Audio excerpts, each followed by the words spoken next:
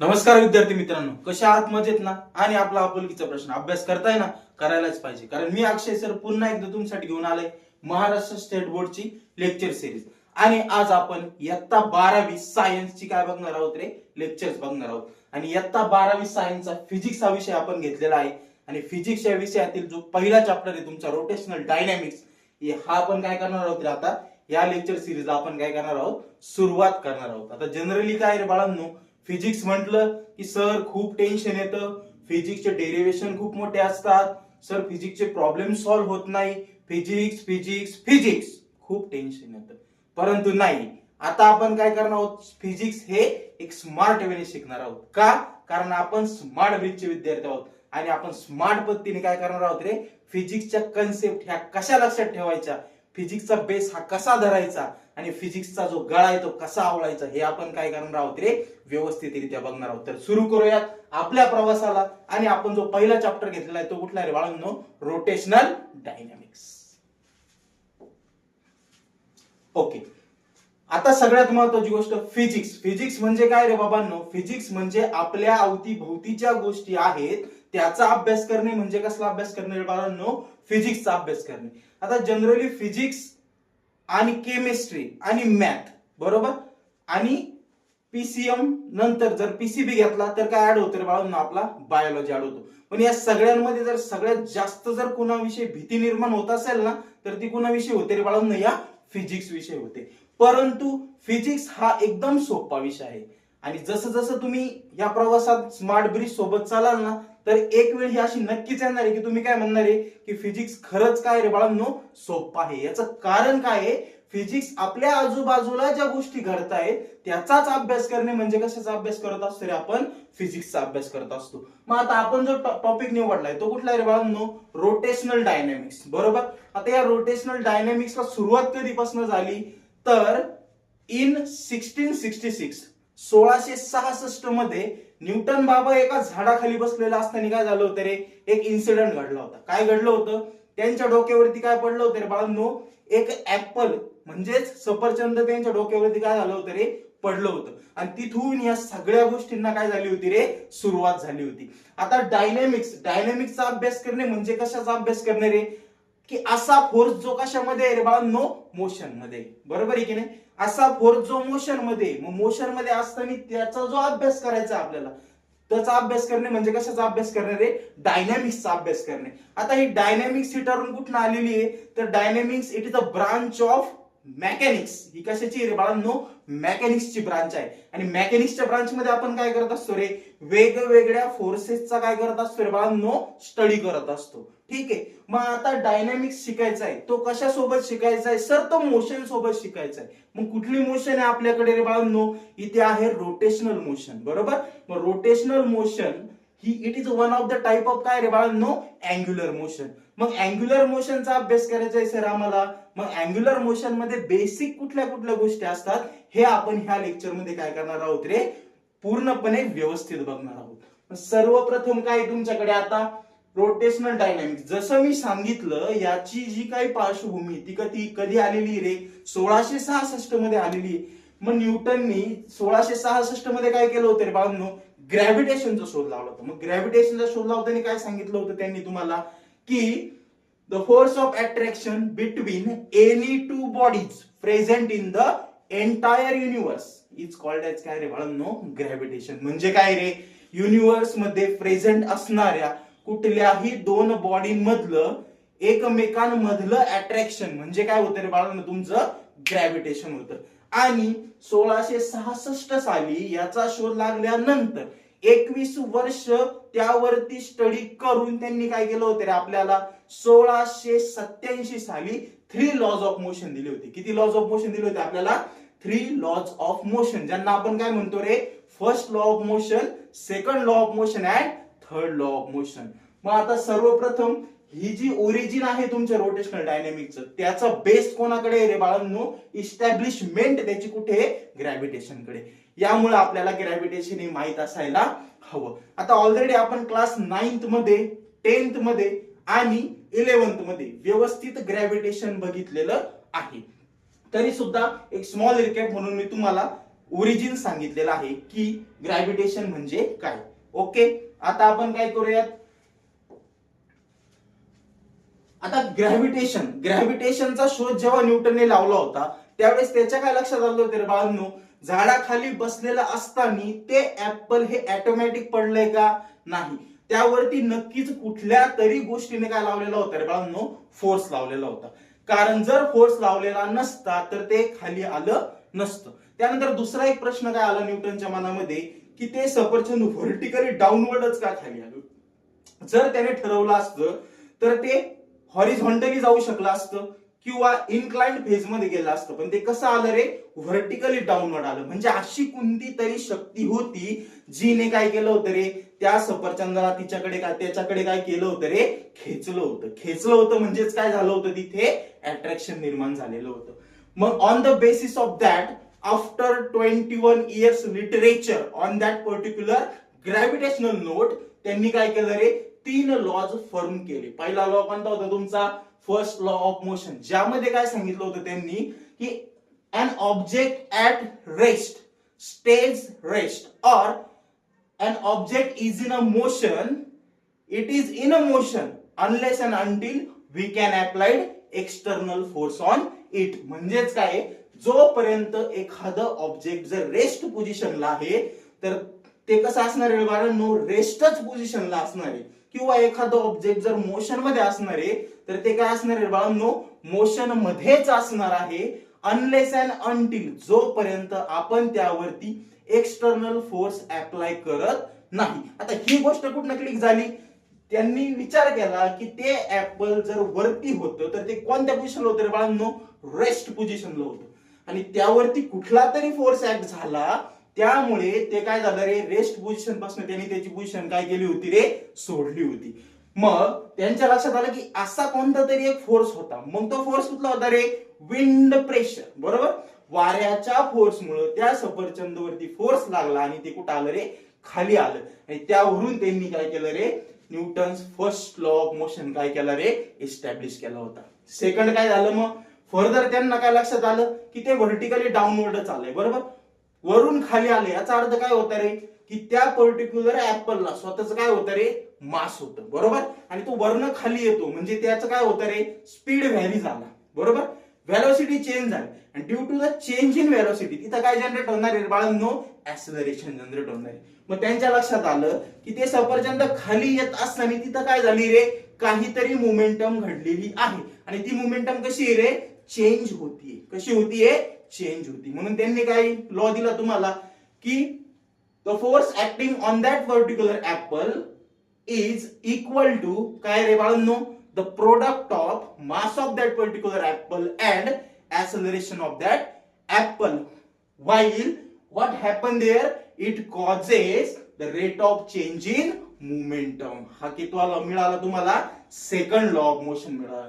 त्यानंतर काय झालं रे, ते सफरचंद वरनं खाली आलं आणि टंकन डोक्यात पडलं. डोक्यात पडल्यामुळे काय झालं रे, डोक्याला आल्या मुंग्या, सफरचंद पडलं खाली, त्याचे पण काय झाले रे, तुकडे झाले. म्हणजेच काय, यावरनं त्यांनी काय सांगितलं की every action has an equal and opposite reaction. म्हणजेच काय, ते सफरचंद वरून फोर्स लावत होतं, ठीक आहे नाही, परंतु ते जेव्हा डोक्यात पडलं तेव्हा माझ्या बॉडीने पण काय केलं रे, त्याला अपोज करणार एक काय केला रे, फोर्स तयार केला.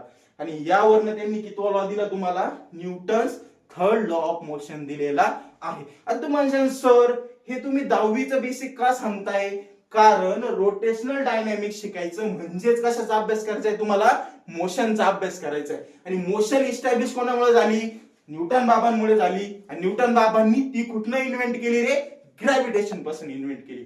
म्हणून बेसिक आपल्याला माहित असणं गरजेचं आहे.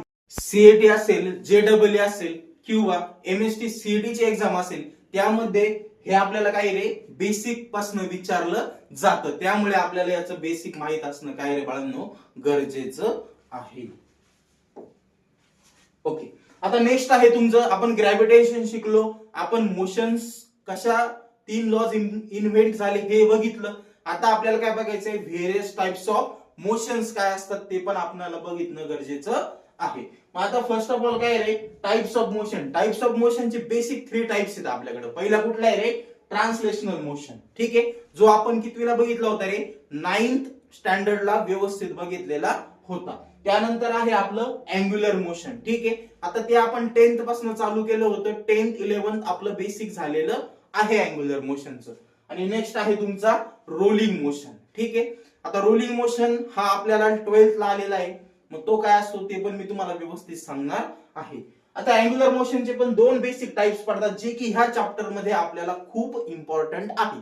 हा पूर्ण चॅप्टर आपला 3 बेसिक गोष्टींवरती चालतो. जो तुमचा पहिला पॉइंट येतो तो आहे सर्क्युलर मोशन, दुसरा पॉइंट येतो तो आहे रोटेशनल मोशन, आणि तिसरा पॉइंट आहे तो कुठला आहे बाळांनो? तुमचा रोलिंग मोशन. म्हणजे हे तिन्ही मोशन आपल्याला बाय बेसिक माहित असणं गरजेचं आहे. आता सर्वप्रथम आपण बघूया ट्रान्सलेशनल मोशन काय. सर अशी मोशन जी काय रे बाळांनो स्ट्रेट लाईन और कर्व पाथ मध्ये काय करते रे? परफॉर्म करते. अशा प्रकारच्या मोशनला काय म्हणतो आपण? Translational motion. मग याचे 2 बेसिक टाइप पडले होते तुमच्याकडे. एक होती लिनियर मोशन आणि दुसरी कोणती होती रे? Non linear motion. जी स्ट्रेट पाथ मध्ये ट्रॅव्हल करते तिला आपण म्हणायचो लिनियर मोशन. जी कर्व्हिलिनियर पाथ मध्ये फॉलो करते तिला काय म्हणत होतो आपण? नॉन लिनियर मोशन म्हणत होतो. आता ट्रान्सलेशनची सध्या आपल्याला गरज नाही. आपला फोकस कुठे आहे रे? अँग्युलर मोशन आणि रोलिंग मोशन वरती. का? कारण आपण डायनामिक्स मध्ये जात असताना रोटेशनल डायनामिक्स साठी आपल्याला ह्या 2 पर्टिक्युलर मोशन गरजेच्या आहेत. आता त्यामध्ये अँग्युलर मोशन, आता अँग्युलर मोशन मध्ये जो पहिला टाइप येतो कुठला आहे तुमच्याकडे? Circular motion. आणि दुसरा कुठला आहे? Rolling motion, sorry rotational motion. आणि जो वेगळा टाइप बघायचा आहे तो कुठला आहे आपल्याकडे? Rolling motion. रोलिंग मोशन काय रे? It is nothing but the combination of translational motion and angular motion. कुठल्याही गोष्टीमध्ये ट्रान्सलेशनल मोशन आणि अँग्युलर मोशन यांचं जर कॉम्बिनेशन आलं तर तिथं जी मोशन घडते ती कुठली रे? Rolling motion. उदाहरण सांगायचं झालं तर मी एक कुठलीही बॉल घेतला आणि तो काय केला रे? घरंगळत फेकला. घरंगळत फेकत असताना काय होतंय रे? तो लिनियर मोशन बरोबर परफॉर्म करतोय आणि अल्टिमेटली काय होते त्यात? तो स्वतः भोवती पण फिरतोय. म्हणजे काय होतंय? रोटेशनल मोशन सुद्धा फॉलो करतोय. म्हणजे तो कॉम्बिनेशन दाखवतोय कुणाकुणाचं? It is a combination of translational motion and linear angular motion. मग ट्रान्सलेशनल मोशन आणि अँग्युलर मोशन दोघांचं कॉम्बिनेशन मुळे ज्या प्रकारची मोशन मिळते तिला आपण काय म्हणत असतो बाळांनो? रोलिंग मोशन म्हणत असतो. वन बाय वन आपण आता सर्क्युलर, रोटेशनल आणि रोलिंग ह्या चॅप्टर मध्ये ह्या तिन्ही मोशन्स व्यवस्थित बघणार आहोत. तर सुरू करूयात आता. सगळ्यात पहिली मोशन कुठली रे बाळांनो? आपल्याकडे आता सर्क्युलर मोशन आहे, बरोबर. मग आता ही सर्क्युलर मोशन म्हणजे नेमकं काय? एकदम सोपं आहे. कसं रे? सूर्य माहिती आहे, सूर्याभाई, बरोबर. आणि त्याच्या भोवती फिरणारी आपली पृथ्वीताई. पृथ्वीताई सूर्याभाई भोवती कशी फिरते रे? गोलाकार गतीमध्ये फिरते. म्हणजेच ती मोशन कुठली झाली रे? तुमची सर्क्युलर मोशन झाली. एक्झाम्पल काय आहे तुमचं? The revolution of earth around the sun. आता अर्थच आहे का? इतर पण प्लॅनेट्स असू शकतात. किंवा दुसरं एक्झाम्पल सांगायचं झालं तर काय रे तुमचं?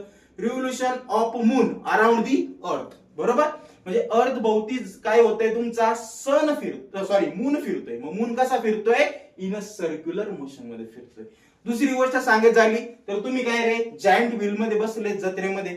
जायंट व्हील मध्ये जेव्हा आपण बसतो त्यावेळेस काय होतं रे? जायंट व्हील मध्ये आपण बसलेले असताना काय करतो आपण? सर्क्युलर गतीमध्ये फिरत असतो. ठीक आहे, ही पण it is one of the example of काय तुमचं? Circular motion. मग आहो सर ही सर्क्युलर मोशन नेमकी आहे तरी काय? तर सर्क्युलर मोशन काय रे? The motion of a body along the circumference of a circle is called as काय रे? तुमची सर्क्युलर मोशन. माझ्या मामाचं पत्र हरवलं ते मला सापडलं.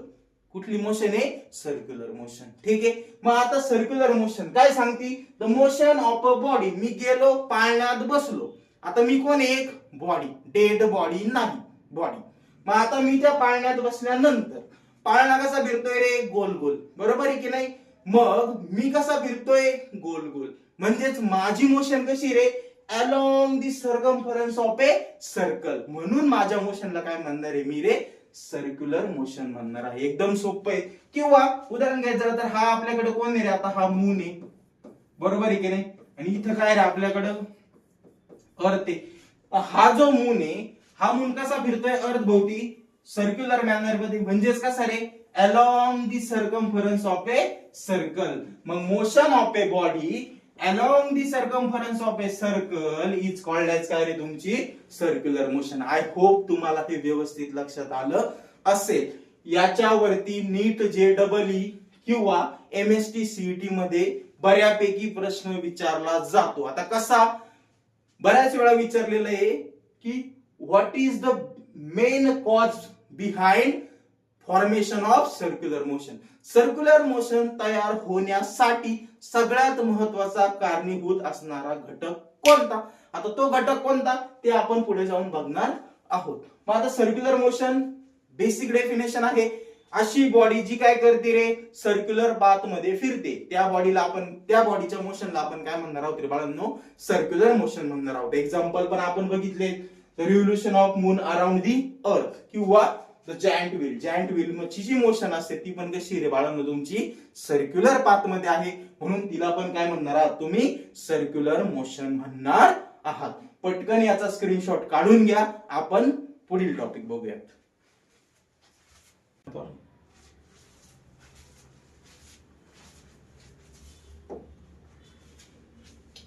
ओके आता सर्क्युलर मोशनचे पण काय रे बाळांनो दोन बेसिक टाइप पडतात. एक आहे तुमची युनिफॉर्म सर्क्युलर मोशन आणि दुसरं कुठलं आहे रे नॉन युनिफॉर्म सर्क्युलर मोशन. मग आता जनरली 12th ला काय होतं रे बाळांनो एक क्वेश्चन येतो differentiate between uniform circular motion and non uniform circular motion. किती मार्क्सला येतो तो 3 मार्क्सला येतो. मग ते आपल्याला माहित असणं गरजेचं आहे. ओके आता जनरली हा जो टॉपिक आहे ना हा आपला ह्या चॅप्टरच्या लेट्स रिकॉल सेक्शन मध्ये दिलेला आहे. परंतु मग काय होतं मुलं त्याकडे लक्ष देत नाही. परंतु 100% खूप वेळा हा प्रश्न विचारला गेलेला आहे. दोन प्रकारचे डिफरन्स विचारले जातात ह्या चॅप्टर मध्ये.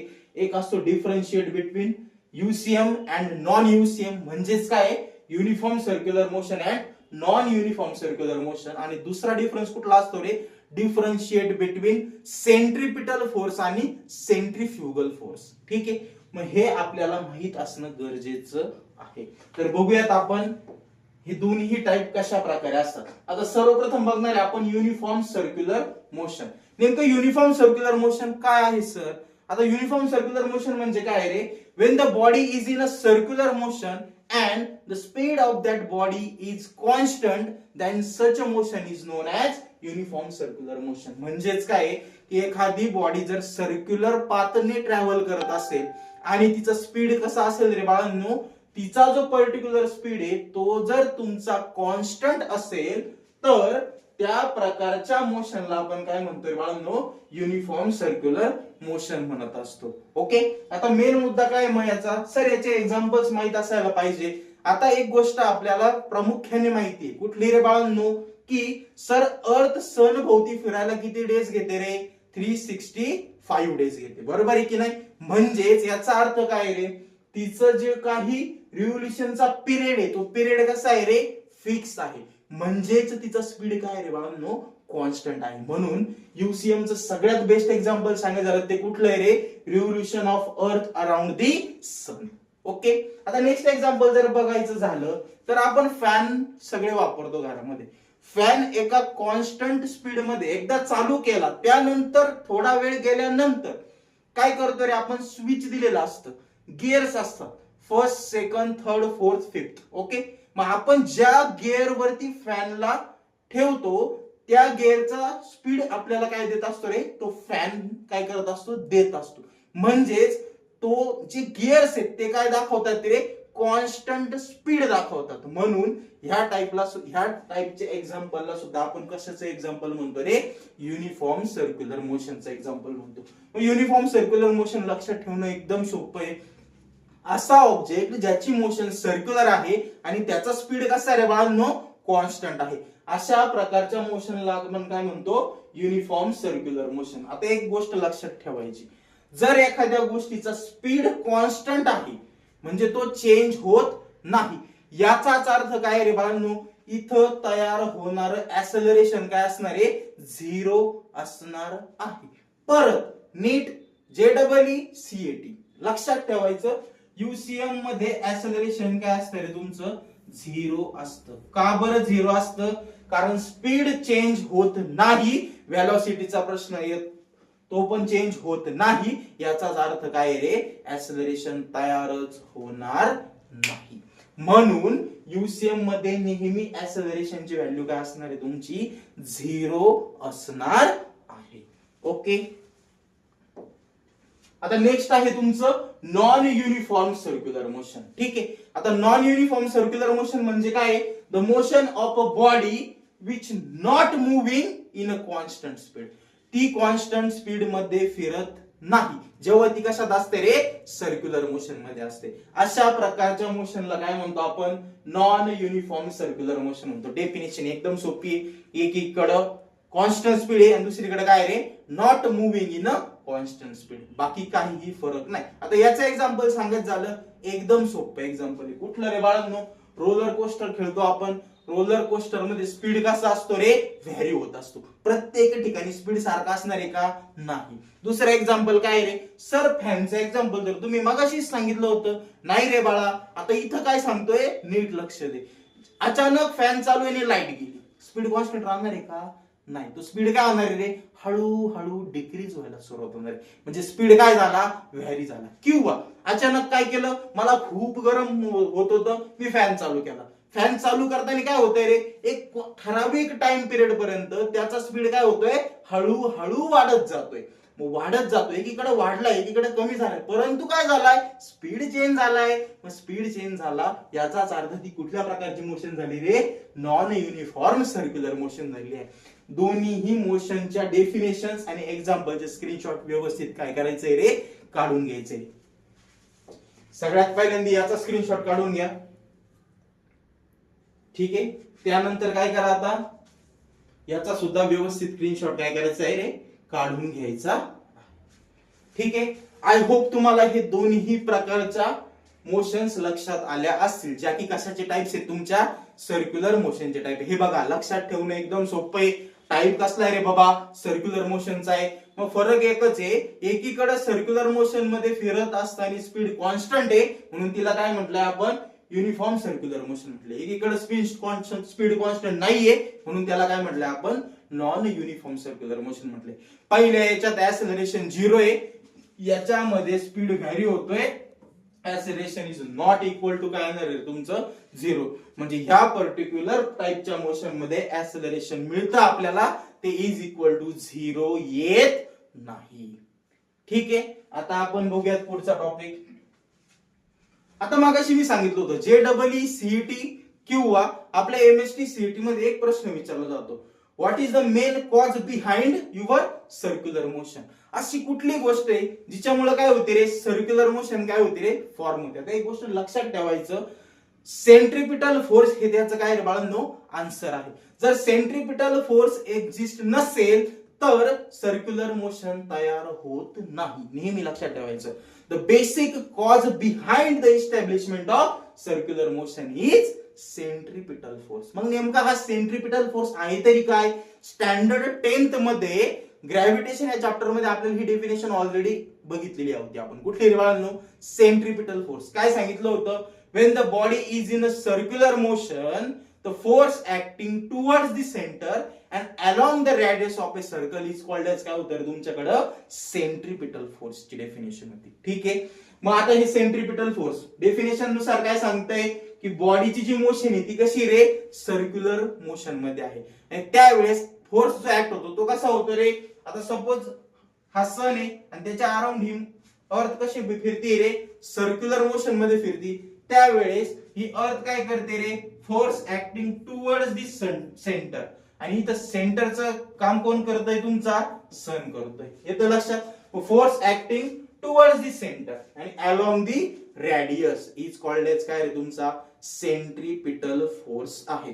आणखी एक एक्झाम्पल जर सांगायचं, रोलर कोस्टर मध्ये पण काय होतंय रे, फोर्स ऍक्टिंग टुवर्ड्स दी काय असणार तुमचा सेंटर आणि अलोंग दी रेडियस. अशा प्रकारच्या मोशनला काय म्हटलं जातं, आपलं सेंट्रिपिटल फोर्स म्हटलं जातं. आता महत्वाची गोष्ट, आणखी एक एक्झाम्पल आहे आपल्याकडे, कोणतं रे, की तुमचा जो इलेक्ट्रॉन आहे ते मूव्ह करतंय अराउंड दी न्यूक्लियस. मग तिथं पण ज्या प्रकारचा फोर्स ऍक्ट होतो त्याला पण आपण काय म्हणतो रे, सेंट्रिपिटल फोर्स म्हणत असतो. आता एक महत्वाची गोष्ट अशी की हा जो सेंट्रिपिटल फोर्स येणार आहे बाळांनो, हा आयत खाऊ फोर्स आहे. म्हणजे काय, दुसऱ्यांच्या ऍक्शन मुळे एक प्रकारची क्रिया घडते आणि हा बाबा जाऊन काय म्हणतो, रे नाही नाही माझ्या डेफिनेशन मध्ये दिलंय ही माझ्यामुळे घडली. उदाहरण जर सांगायचं झालं ना, तर एक्झाम्पल काय सांगितलं, the revolution of a planet around the sun.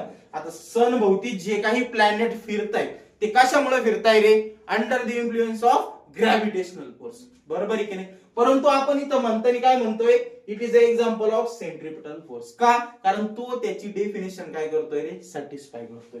Similarly roller कोस्टरचं पण त्याचं एक्झाम्पल झालं. आणखी एक, आता इथं मेकॅनिकल फोर्स लागतोय परंतु नाव कोणाचं झालंय रे, सेंट्रिपिटल फोर्सचं झालंय. सिमिलरली इथं आपण बघितलं, इथं इलेक्ट्रोमॅग्नेटिक फोर्स लागतोय परंतु नाव कोणाचं झालं परत, सेंट्रिपिटल फोर्स. सेंट्रिपिटल फोर्सचं नाव यामुळे झालं कारण त्याच्या डेफिनेशन मध्ये काय सांगितलेलं आहे रे, की the object is in a motion. कुठली मोशन आहे, सर्क्युलर मोशन आहे. आणि त्यावेळेस काय होतंय, असा फोर्स लागतोय जो ऍक्ट होतोय टुवर्ड द सेंटर आणि along the radius of a circle. म्हणून त्या प्रकारच्या फोर्सला काय म्हणतात, सेंट्रिपिटल फोर्स म्हणतात. आणि हा फोर्स हा रिअल फोर्सचं एक्झाम्पल आहे. 11th मध्ये आपण बघितले होते दोन प्रकारचे फोर्स, एक होता रिअल फोर्स आणि एक होता स्युडो फोर्स. ठीक आहे. मग त्यातील जो रिअल फोर्स आहे हा कशाचा प्रकारचा एक्झाम्पल आहे रे, रिअल फोर्सचं एक्झाम्पल आहे. आता न्यूटनच्या थर्ड लॉ ऑफ मोशन नुसार जर एखादा फोर्स हा टुवर्ड्स द सेंटर लागत असेल ना, तर त्याला काउंटर बॅलन्सिंग करणारा 100% एक तरी फोर्स काय असणार आहे रे, एक्झिस्ट असणार आहे. म्हणजेच कसा, हा कसा ऍक्ट होतोय, towards the centre along the radius. मग असा कोणता तरी फोर्स आहे तो कसा ऍक्ट होणार आहे, अवे फ्रॉम द सेंटर आणि अलॉंग द रेडियस. आणि त्या फोर्सला आपण काय म्हणत असतो सर्वांनो, सेंट्रीफ्युगल फोर्स म्हणत असतो, जो की आपला याच्या पुढचा अभ्यास करण्याचा फोर्स आहे. त्याआधी याचं जर मॅथमॅटिकल एक्सप्रेशन घेतलं तर ते असं लिहितात, F centripetal F C is equal to, formula काय असतो तुमचा, M V square upon R. यामध्ये एम काय तुमचा mass of that object, R काय रे distance between any two object, आणि व्ही काय रे तुमचा त्या पर्टिक्युलर ऑब्जेक्टची काय असणार आहे रे, व्हेलोसिटी असणार आहे. अशा प्रकारे आपण सेंट्रिपिटल फोर्स काय करत असतो सर्वांनो, कॅल्क्युलेट करत असतो. आता त्यानंतर सर्वप्रथम आधी याचा स्क्रीनशॉट काढून घ्या, त्यानंतर मी सेंट्रीफ्युगल फोर्स जो मी आता सांगितलं तो काय असतो ते व्यवस्थित सांगतो. ओके. आता आपण काय बघणार आहोत, सेंट्रिपिटल फोर्सला काउंटर बॅलन्सिंग करणारा जो फोर्स आहे आपला, जो की सेंट्रीफ्युगल फोर्स आहे, तो काय आहे ते व्यवस्थित बघणार आहोत. आता डेफिनेशनच काय सजेस्ट करते, मी मागाशीच सांगितलं काय रे बाळांनो, की जो सेंट्रिपिटल फोर्स होता तो काय करत होता, की सर्क्युलर मोशन मध्ये दोन्ही फोर्स आहेत परंतु तो काय करत होता, the force acting toward the centre आणि अलॉंग द रेडियस. आणि त्याला काउंटर बॅलन्सिंग करणारा, कारण सेंट्रिपिटल फोर्स हा रिअल फोर्स होता, त्याला काउंटर बॅलन्सिंग करणारा एक स्युडो फोर्स असतो. आता हा कुठल्या फोर्सचा टाइप आहे, स्युडो फोर्सचा. बरोबर. असा फोर्स आहे की जो काय करतोय, सेंट्रिपिटल फोर्सला काउंटर बॅलन्सिंग करतोय. मग काउंटर बॅलन्सिंग कसा करणार आहे, तो जर टुवर्ड्स द सेंटर असेल तर हा कसा असणार आहे, अवे फ्रॉम द सेंटर असणार. मग डेफिनेशन पण ते सजेस्ट करते, when the motion of a body is in a circular path, the force acting away from the centre and towards the radius, such a force is called as काय रे बाळांनो, centrifugal force. मग आता example बघायचं झाले तर काय रे, पहिलं एक्झाम्पल आपल्याला माहिती आहे सेंट्रीफ्युगल पंप. नावातच सजेस्ट काय केलंय की तो जो पंप असतो पाणी हे करण्यासाठी, बाहेर काढण्यासाठी पाण्याचे जो पंप म्हणजे मोटर वापरतो आपण, आपल्याला पण घरी असते, ती कशा त्यामध्ये जो फोर्स किंवा त्याचं जे प्रिन्सिपल आहे, बेसिस कशावरती येते, सेंट्रीफ्युगल फोर्स वरती. ठीक आहे. आणखी एखादं एक्झाम्पल, वॉशिंग मशीन असतं आपल्या घरी. ठीक आहे. वॉशिंग मशीन मध्ये जो कपडा फिरतो त्या कपड्याला फिरताना तो फिरण्यासाठी ज्या प्रकारचा फोर्स ऍक्ट होतो तो पण कसा असतो रे, अवे फ्रॉम द सेंटर आणि काय टुवर्ड्स द रेडियस. म्हणून तो पण कशाचं एक्झाम्पल झालं, तुमचं सेंट्रीफ्युगल फोर्सचं एक्झाम्पल झालेलं आहे. आता याचा पण मॅथमॅटिकल एक्सप्रेशन काय असणार आहे तुमचं, तेच असतं, एम व्ही स्क्वेअर आपण काय रे बाळांनो, आर. फक्त एक गोष्ट लक्षात ठेवायची, सेंट्रिपिटल फोर्स आणि सेंट्रीफ्युगल फोर्सची काय रे एकमेकाला परस्पराला ते कसे आहेत, अपोजिट डायरेक्शन मध्ये आहे. त्यामुळं जर एकत्र दोन्ही आले तर त्यांचं काय असणार आहे रे, साइन काय असणार आहे, वेगवेगळे असणार आहे. जर सेंट्रिपिटल फोर्स पॉझिटिव्ह असेल तर सेंट्रिफ्युगल फोर्स काय असणार आहे, निगेटिव्ह असणार आहे. एवढंच बेसिक फक्त लक्षात ठेवायचं आहे. याचा पण पटकन स्क्रीनशॉट काढून घ्या. आपण लास्ट जो आजच्या लेक्चरचा बेसिक टॉपिक राहिलाय तो बघूया. ओके, आता नेक्स्ट टॉपिक आहे आपला, तो आहे rotational motion. What is rotational motion? आता जनरली काय रे, मी इथं उभा आहे, मी स्वतः भोवती गोल फिरलो, म्हणजे ही मोशन कुठली झाली रे बाळांनो, रोटेशनल मोशन झाली. भवरा आहे माझ्याकडे एक टॉप, त्याला मी फिरवलं, स्पिन केलं, तो कसा फिरतोय रे, स्वतः भोवती फिरतो. स्वतः भोवती फिरतो म्हणजे त्याची पण मोशन कोणती झाली रे, रोटेशनल मोशन. आपली पृथ्वी ताई काय करते रे, स्वतः भोवती फिरते. किती वेळ घेते, 24 तास घेते आरामात. मग ती पण मोशन कसली झाली तुमची, रोटेशनल मोशन. म्हणजेच बॉडीची अशी मोशन ती काय करते रे, स्वतः भोवतीच फिरते, अपने में ही खुश है. त्या प्रकारच्या मोशनला काय म्हणतात, रोटेशनल मोशन म्हणतात. मग डेफिनेशन काय सजेस्ट करते, a body rotate itself along its own axis. स्वतःच्याच सेंटर ऑफ ऍक्सिस वरती फिरणारी वस्तूची गुणधर्म असणारी मोशन म्हणजे कुठली बाळांनो, रोटेशनल मोशन. एकदम सोपं आहे, यात काहीही अवघड असं नाही. मग एक्झाम्पल पण मी तुम्हाला सांगितले. पहिलं काय म्हटलंय, rotation of earth around its own, स्वतः भोवतीच फिरणे. नंतर स्पिनिंग टॉप, भवरा स्वतः भोवतीच फिरतोय. नेक्स्ट काय आहे, रोटेटिंग ब्लेड्स ऑफ हेलिकॉप्टर. हेलिकॉप्टरचे जे रोटेटिंग ब्लेड्स आहेत ते पण काय करतात, ते ब्लेड स्वतः भोवती फिरतात. ती पण मोशन कोणती झाली तुमची, रोटेशनल मोशन झालेली आहे. आय होप हे तुम्हाला व्यवस्थित लक्षात आलं असेल. ठीक आहे, तर आता आपण पहिलं लेक्चर कंप्लीट केलेलं आहे रोटेशनल मोशनचं, ज्यामध्ये मी काय सांगितलं रे बाळांनो, तुम्हाला बेसिक गोष्टी फक्त यामध्ये इन्क्लूड केलेल्या होत्या. ठीक आहे, बेसिक गोष्टींमध्ये काय सांगितलं रे, सगळ्यात पहिल्यांदी रोटेशनल डायनॅमिक्स मोशन वरती डिपेंड आहे. मोशन ही ग्रॅव्हिटेशन वरती डिपेंड आहे. लिंक आपल्याला सगळ्या माहित असणं गरजेचं आहे, कारण आता 10वी सारखं नाही, आपल्याला नुसता बोर्डाचाच पेपर द्यायचा नाही, तर आपल्याला कॉम्पिटिटिव्ह एक्झाम पण द्यायचे आहेत, सीएटी द्यायची, जेडब्ल्यू द्यायची, नीट द्यायची, सगळीकडे फिजिक्स बाबा लागणार आहे.